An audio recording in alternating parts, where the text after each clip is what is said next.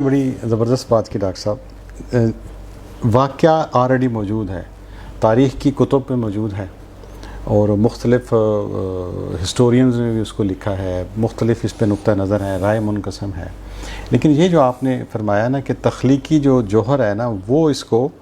زیادہ اس کے اندر اثر ڈالتا ہے، تو آپ سمجھتے ہیں کہ جن لوگوں کی اہل بیت سے محبت اور عقیدت ہے اور وہ باصلاحیت بھی تھے، انہوں نے زیادہ اپنے اس ہنر کو اس طرف استعمال کیا، کیونکہ دیکھیے اتنا پرانا، کتنے صدیاں گزر چکی ہیں، لیکن آج بھی جب ہم کسی مرثیہ کو پڑھتے ہیں یا کہ کوئی شاعر اپنا اس حوالے سے اظہار کرتا ہے تو ہمیں یہ محسوس ہوتا ہے کہ یہ شاید چند دن پہلے کی بات ہے، تو اس میں اتنی تازگی اور لوگوں کی اس کے ساتھ جو وابستگی ہے، اس کے پیچھے کیا وجہ ہے؟ اصل میں ہوتا یہ ہے کہ مرثیہ نگاروں نے جو ایک کام کیا ہے نا، انہوں نے صرف اس کہانی کو نہیں بیان کیا۔ ایک کہانی کو آپ فلم میں ایک کہانی بناتے ہیں، ایک کہانی پہ فلم بناتے ہیں، دوسری بار بنائیں گے تو پٹ جاتی ہے، لیکن ہر مرثیہ نگار اسی کہانی کو بیان کر رہا ہے، تو اس کی وجہ کیا ہے؟ وہ شاعروں نے کمال یہ دکھایا ہے کہ اپنے زمانے کی کربلا کو حسین کی کربلا سے ملایا ہے، نمبر ایک۔ اور انہوں نے دیکھے نا، جب انگریز بیٹھے ہوئے تھے اور اس کے فوراً بعد کا زمانہ جب اس کو ریپلیس کیا موجودہ حکمرانوں نے، تو جوش جیسے شاعروں نے صاف کہا ہے کہ یہ جو ہمارے حکمران ہیں یہ یزید کے نائبین ہیں، اور ان انگریزوں کو یا اس زمانے کے حکمرانوں کو وہ صاف کھلا یزید کہتے تھے۔ تو یہ جو چیزوں کو، ایک چیز کو دوسری سے ملا دینا اور مماثلتیں تلاش کرنا اور اپنی عہد کے آشوب کو اس عہد سے ملا دینا، اپنے عہد کی